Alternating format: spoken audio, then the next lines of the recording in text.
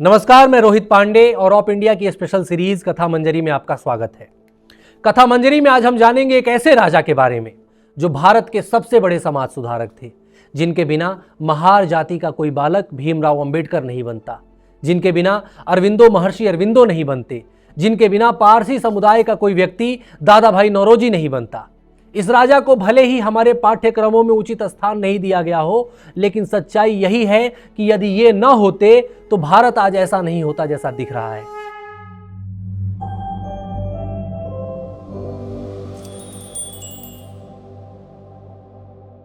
जब भी हम भारत में कल्याणकारी राजाओं की बात करते हैं तो हम भगवान राम से लेकर हर्षवर्धन तक और विजयनगर साम्राज्य के कृष्णदेव राय तक की बात करते हैं। लेकिन हमारे आधुनिक इतिहास में भी ऐसे कई राजा हुए हैं जिन्होंने अपना पूरा जीवन प्रजा के कल्याण में लगा दिया। और यह कहानी है महाराजा सयाजीराव गायकवाड़ की। सयाजीराव बड़ौदा के राजा थे और कथा मंजरी के इस एपिसोड में हम उनके राजा बनने की कहानी से लेकर उनके जीवन के हर बड़े पहलू पर लगभग बातें करेंगे। इतिहास की किसी भी कहानी में हमें उतना रोमांच नहीं मिलता, उतना मजा नहीं आता जितना उन कहानियों में आता है जिसमें कोई गरीब किसान व्यक्ति आगे चलकर राजा बन गया हो। सयाजीराव की कहानी भी कुछ ऐसी ही है। इस कहानी के लिए मैंने कई किताबों का संदर्भ लिया है। टाइम्स ऑफ इंडिया ने 2012 में बड़ौदा के ऊपर एक बुक पब्लिश की थी। उस बुक का संदर्भ भी इस कहानी में लिया गया है। इसके अलावा भीमराव अंबेडकर की अंबेडकर वांग्मय का भी संदर्भ इस कहानी में लिया गया है। कहानी शुरू होती है कि सयाजीराव का जन्म मालेगांव के एक मराठा परिवार में हुआ था और इनके जो पिता थे काशीराव भीखाजीराव गायकवाड़, वो वैसे तो गायकवाड़ खानदान से ही थे, लेकिन बहुत पहले इनके खानदान में किसी पुरुष ने तथाकथित रूप से नीची जाति समझे जाने वाली किसी महिला से शादी कर ली थी। इसलिए उनको गायकवाड़ वंश के राजमहल से बाहर कर दिया गया था। उसके बाद उनके खानदान के लोगों ने राजमहल से बाहर निकलकर कृषि का पेशा अपना लिया और ये लोग अपना खेती किसानी करने लग गए। राजकाज से इनका कोई वास्ता नहीं रह गया। तो इस हिसाब से अगर देखा जाए तो सयाजीराव का जन्म एक किसान परिवार में हुआ था और वो राजसी सुखों से बहुत दूर थे।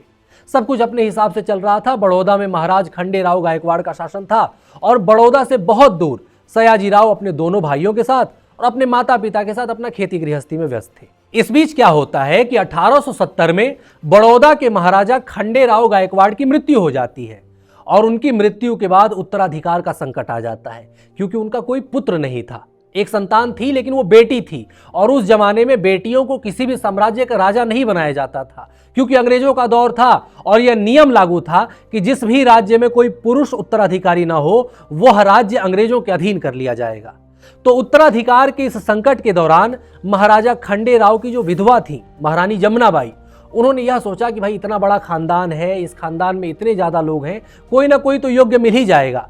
तो उन्होंने पूरे खानदान को बुलावा भेजा कि सब लोग आइए और सबकी जांच की जाएगी, सबका टेस्ट लिया जाएगा, सबकी परीक्षा ली जाएगी और जो भी योग्य होगा उसको मैं दत्तक पुत्र के रूप में स्वीकार करके बड़ौदा का राजकाज उसको दे दूंगी। अब यहाँ पर ध्यान देने वाली बात यह है कि सयाजीराव के बचपन का नाम गोपाल राव था और उनके दो भाई थे आनंद राव और संपत राव। तो पूरा खानदान एकत्र हुआ। महारानी जमुनाबाई ने सबकी परीक्षा ली। जब उन्होंने गोपाल राव से पूछा कि तुम्हें क्या लगता है, तुम्हें क्यों बुलाया गया है और क्या करने आए हो यहाँ पे, तो गोपाल राव ने महारानी जमुनाबाई की आंख में आंख डालकर कहा कि मैं यहाँ शासन करने आया हूँ। महारानी जमुनाबाई को लगा कि अंग्रेजी हुकूमत से बड़ौदा को बचाने के लिए जिस वीरता की आवश्यकता है, जिस जिजीविषा की आवश्यकता है, वह हिम्मत गोपाल राव नाम के इस लड़के में है और उन्होंने गोपाल राव को अपने दत्तक पुत्र के रूप में स्वीकार किया और उनका राज्याभिषेक करके उन्हें नया नाम दिया गया महाराजा सयाजीराव गायकवाड़। गायकवाड़ नाम का अर्थ होता है एक तरह से गाय की रक्षा करने वाले लोग, और गायकवाड़ों को बड़ौदा शहर बाजीराव पेशवा के द्वारा जागीर के रूप में दिया गया था। उसके बाद से ही बड़ौदा पर गायकवाड़ वंश का शासन बना रहा। तमाम चीजें हुई और आखिरकार 1875 में महज 18 वर्ष की उम्र में महाराजा सयाजीराव गायकवाड़ बड़ौदा के शासक बन गए। जब सयाजीराव राजा बने तो उस समय बड़ौदा के शासक होने के नाते वो दुनिया के सबसे अमीर शासकों में से एक थे। भारत में उनसे अमीर सिर्फ दो ही लोग थे, हैदराबाद के निजाम और मैसूर के महाराज। लेकिन जो काम सयाजीराव ने जनता के लिए किया उसकी कोई भी बराबरी न कर सका। सयाजीराव का बचपन चूंकि गरीबी में बीता था, बचपन में उन्हें प्राथमिक शिक्षा तक नहीं मिली थी, इसलिए राजा बनने के बाद उन्होंने सबसे पहला ध्यान शिक्षा पर दिया। ज्योतिबा फूले और सावित्रीबाई फूले का नाम आप सबने सुना होगा। इन दोनों पति पत्नियों ने पुणे में बच्चियों की शिक्षा के लिए और दलितों की शिक्षा के लिए कई स्कूल्स खोले थे। आमतौर पर जब दलित शिक्षा की बात आती है तो ज्योतिबा फूले का नाम गर्व से लिया जाता है, लेकिन इस बात को छुपा लिया जाता है कि यह सयाजीराव गायकवाड़ ही थे जो लगातार इन दोनों को आर्थिक सहायता देते रहते थे ताकि दलितों को और महिलाओं को पढ़ाने के इनके प्रयास जारी रहे। और इस बात को खुद ज्योतिबा फुले ने उस दौर में छपने वाले दीनबंधु अखबार में लिखे हुए अपने आर्टिकल्स में स्वीकार किया है। ज्योतिबा फुले को जब पैरालिसिस हुआ था तब भी सयाजीराव गायकवाड़ ने उनकी मदद की थी। ज्योतिबा फुले की स्कूल में लड़कियों के खाने पीने तक की मदद भी सयाजीराव करते रहते थे। खुद महाराजा सयाजीराव ने भी लड़कियों के लिए कई स्कूल्स खुलवाए। सोचिए, उस जमाने में जब महिलाओं को घर से बाहर तक नहीं निकलने दिया जाता था, उस दौर में भी उन्होंने अपने राज्य में आदेश पारित करवाया था कि हर व्यक्ति को निःशुल्क और अनिवार्य प्राथमिक शिक्षा लेनी है। अब चूंकि महाराजा का आदेश था तो मजबूरी में ही सही, लेकिन सबने अपने घर की स्त्रियों को पढ़ाना शुरू किया। आमतौर पर हम अंग्रेजों को यह क्रेडिट दे देते हैं कि उन्होंने भारत में प्राथमिक शिक्षा को बढ़ावा दिया और बाल विवाह जैसी चीज़ों को हटाया, लेकिन सयाजीराव उन चुनिंदा राजाओं में से एक थे जिन्होंने अपने राज्य में यह आदेश भी पारित करवाया था कि अगर किसी ने भी निर्धारित आयु से पहले किसी बच्चे का विवाह कराया तो उनके माता पिता को या उनके गार्जियन को पनिशमेंट दी जाएगी। आज सरकार बेटी बचाओ बेटी पढ़ाओ की बात करती है, जो कि सही भी है, लेकिन आप सयाजीराव की दूरदर्शिता देखिए। वो दुनिया के पहले ऐसे शासक थे जिन्होंने अपने राज्य की हर स्त्री को शिक्षित करने की शुरुआत की। उन्होंने वो किया जो आज तक हमारे देश की सरकारें 100% लागू नहीं कर पाई हैं। मैं दूरदर्शिता की बात इसलिए कर रहा हूं क्योंकि 2034 से जब भारत की राजनीति में महिलाओं के लिए 33% रिजर्वेशन की व्यवस्था लागू हो जाएगी तो हर 100 में से 33 सांसद और विधायक महिलाएं होंगी। उस समय आप क्या चाहेंगे? क्या आप कोई ऐसी महिला प्रतिनिधि चाहेंगे जो सिस्टम गांव में चलता है, जिसमें महिला के नाम पर सिर्फ चुनाव का फॉर्म भरा जाता है और प्रधान पति के रूप में सारा निर्णय महिला के पति का होता है? जाहिर सी बात है, हर कोई यही चाहेगा कि यदि महिलाओं को राजनीतिक अधिकार मिल रहा है तो वह अपने निर्णय भी खुद ही ले। लेकिन कोई भी महिला अपना निर्णय लेने लायक तभी बन सकती है जब वह शिक्षित और समझदार हो, और इसके लिए सबसे जरूरी चीज है कि उनको शुरुआत से ही कम प्राथमिक शिक्षा तो अवश्य दी जाए। कहने का अर्थ यह है कि अगर महिला नीति नियामक तंत्र में आती है तो नीतियां और उनका क्रियान्वयन और अच्छे से होगा। और इस बात को तथा महिलाओं की शक्ति को सयाजीराव गायकवाड़ उस दौर में पहचान गए थे, इसलिए उन्होंने महिला शिक्षा पर सबसे ज्यादा ध्यान दिया। इस देश के आज के नीति निर्माता जब महिला शिक्षा पर, महिला उत्थान पर कोई नीतियां बनाते हैं तो उन्हें सयाजीराव से इंस्पिरेशन लेने की जरूरत है। महिला शिक्षा के अतिरिक्त सयाजीराव ने एक डिग्री कॉलेज की भी स्थापना की थी जो आगे चलकर महाराजा सयाजीराव बड़ौदा विश्वविद्यालय बना। आज वो भारत के सबसे प्रतिष्ठित विश्वविद्यालयों में से एक है। लंदन में रहने वाले श्री अरविंदो को भारत बुलाकर सयाजीराव ने बड़ौदा विश्वविद्यालय में स्थान दिया था और उसके बाद भारत को श्री अरविंदो जैसा एक महान दार्शनिक मिला था। शिक्षा पर ध्यान देकर उन्होंने उस दौर में ऐसे लोगों को आगे बढ़ाया जिन्होंने आगे चलकर स्वतंत्र भारत के निर्माण में बड़ी भूमिका निभाई। आप सबने दादा भाई नौरोजी का नाम सुना होगा। सयाजीराव ने दादा भाई नौरोजी को बड़ौदा का दीवान नियुक्त किया था और उसके बाद उन्होंने वीटी कृष्णमाचारी को भी बड़ौदा का दीवान नियुक्त किया और उन्हीं कृष्णमाचारी के साथ मिलकर बड़ौदा में सयाजीराव ने पंचायती राज व्यवस्था को लागू किया। आप सोचिए, हमारे यहाँ आज़ादी के भी 45 साल बाद 1992 में पंचायती राज व्यवस्था शुरू हुई थी, वह भी लोकतंत्र में। लेकिन सयाजीराव जैसा एक ऐसा राजा भी इस देश में था जिसने राजतंत्र रहते हुए भी पंचायती राज व्यवस्था को उस दौर में शुरू कर दिया था। अब तक मैंने सयाजीराव द्वारा किए गए महिला शिक्षा के सुधारों की बात की और कुछ लोगों की बात की जिसको उन्होंने आगे बढ़ाया, लेकिन अब मैं जिस व्यक्ति के जीवन को बदलने में सयाजीराव की भूमिका का जिक्र करने वाला हूं वह सुनकर आप आश्चर्यचकित हो जाएंगे। महाराजा सयाजीराव गायकवाड़ ने राजा बनने के बाद जिन लोगों की मदद की उनमें एक नाम भीमराव अंबेडकर का भी है। 1907 में जब भीमराव अंबेडकर ने मैट्रिक परीक्षा पास किया तो महार जाति से आने वाले एक बच्चे के लिए यह बहुत बड़ी बात थी। अंबेडकर आगे तो पढ़ना चाहते थे लेकिन उनके पास संसाधन उपलब्ध नहीं थे। कृष्णजी अर्जुन केलुस्कर नाम के एक शिक्षक को जब यह पता चला कि एक ऐसा प्रतिभाशाली युवक भी है जो पढ़ना चाहता है लेकिन उसके पास संसाधन नहीं है, तो केलुस्कर अंबेडकर को लेकर सयाजीराव के पास गए थे। युवा अंबेडकर की प्रतिभा को देखते हुए सयाजीराव गायकवाड़ ने अंबेडकर से यह कहा था कि जब तक तुम ग्रेजुएशन पास नहीं कर लेते तब तक तुम्हें बड़ौदा सरकार हर महीने 25 रुपए की छात्रवृत्ति देगी।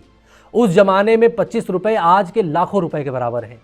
सयाजीराव की छात्रवृत्ति से अंबेडकर ने ग्रेजुएशन तक की अपनी शिक्षा पूरी की और जब अंबेडकर ने और ज्यादा आगे पढ़ने के लिए सयाजीराव से बात की तो महाराजा ने उनसे पूरी डिटेल मांगी कि कहाँ पढ़ना है, कितना खर्चा लगेगा, इसका पूरा आवेदन दो। अंबेडकर ने आवेदन दिया कि उनको कोलंबिया यूनिवर्सिटी में पढ़ाई करनी है। महाराजा ने अंबेडकर से यह कहा कि कोलंबिया यूनिवर्सिटी की एंट्रेंस परीक्षा यदि तुमने पास कर ली तो वहां रहने का, खाने का और पढ़ने का सारा जिम्मा बड़ौदा सरकार उठाएगी। डॉक्टर अंबेडकर ने फिर वह परीक्षा पास की और अमेरिका के न्यूयॉर्क शहर में जब तक अंबेडकर ने पढ़ाई की तब तक बड़ौदा सरकार उन्हें पैसे भिजवाती रही। इसके बाद जब अंबेडकर कोलंबिया यूनिवर्सिटी से पढ़कर वापस आए तो बड़ौदा राज्य में उनको नौकरी पर भी रखा गया। एक इंटरेस्टिंग इंसिडेंट तो यह भी है कि 1930 में अंग्रेजों के समय गोलमेज सम्मेलन हुआ था। उसमें डॉक्टर अंबेडकर ने दलितों के प्रतिनिधि के रूप में भाग लिया था और सयाजीराव गायकवाड़ भी बड़ौदा रियासत के प्रतिनिधि के रूप में वहां गए थे। वहां अंबेडकर ने दलितों की स्थिति पर एक बहुत ही ओजस्वी भाषण दिया था। वो भाषण सुनने के बाद सयाजीराव इतने प्रभावित हुए कि बड़ौदा वापस आकर उन्होंने अपनी महारानी से कहा था कि हमने अंबेडकर की शिक्षा पर जितने भी पैसे लगाए थे, आज उसके ओजस्वी भाषण सुनकर ऐसा लगा कि उसने एक एक पैसा ब्याज समेत चुका दिया है।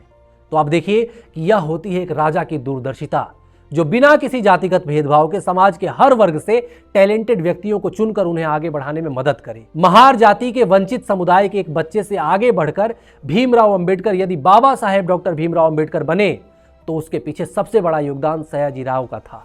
आज जब हम अंबेडकर की विद्वता को सम्मान देते हैं तो हमें सयाजीराव को भी उतना ही सम्मान देना होगा। अंबेडकर के भाषणों और लेखों के संकलन अंबेडकर वांग्मय में भी कई स्थानों पर सयाजीराव की तारीफ लिखी हुई है, लेकिन ओछी राजनीति से प्रेरित हमारे नेताओं के एक वर्ग ने सयाजीराव के योगदान को अंबेडकर के इतिहास से अलग कर दिया।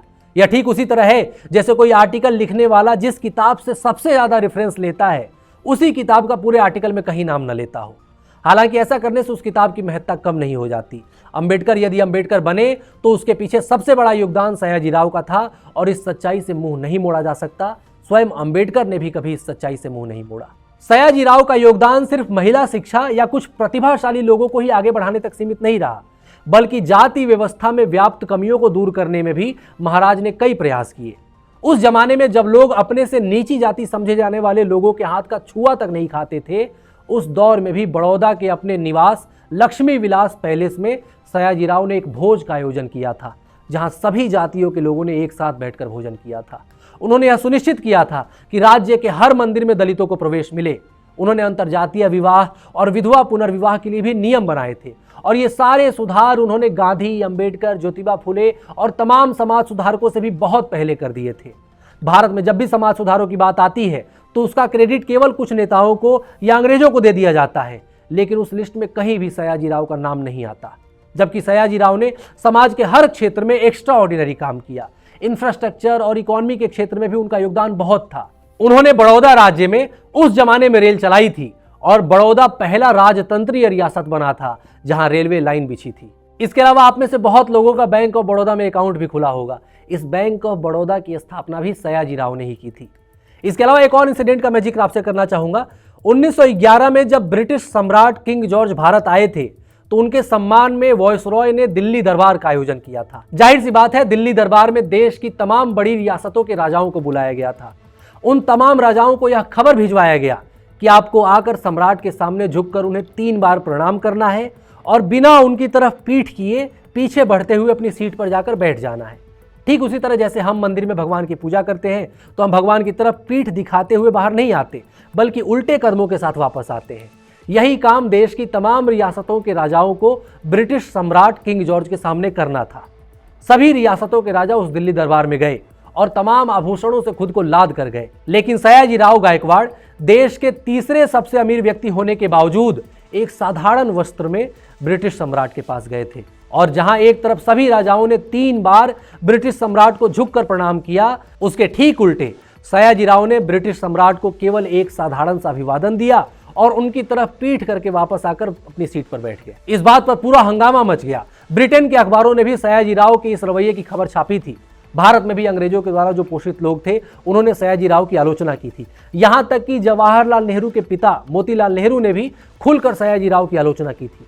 उस समय नेहरू इंग्लैंड में रहकर पढ़ाई करते थे और उनके पिता मोतीलाल नेहरू ने जवाहरलाल नेहरू को लेटर लिखा था और उस लेटर में सयाजीराव की यह कहकर आलोचना की थी कि मैंने सयाजीराव से ऐसी मूर्खतापूर्ण हरकत की उम्मीद नहीं की थी कि वो ब्रिटिश सम्राट का अपमान करेंगे। बहरहाल हम इस कहानी में नेहरू और उनसे जुड़ी घटनाओं पर बात न करके केवल सयाजीराव की उपलब्धियों पर ही यदि बात करें तो उनकी ऐसी अनेक उपलब्धियां हैं जो यदि मैं गिनाने लग जाऊं तो यह वीडियो घंटों लंबी हो सकती है। लेकिन अंत में हम सभी को एक बात पर ध्यान देना होगा।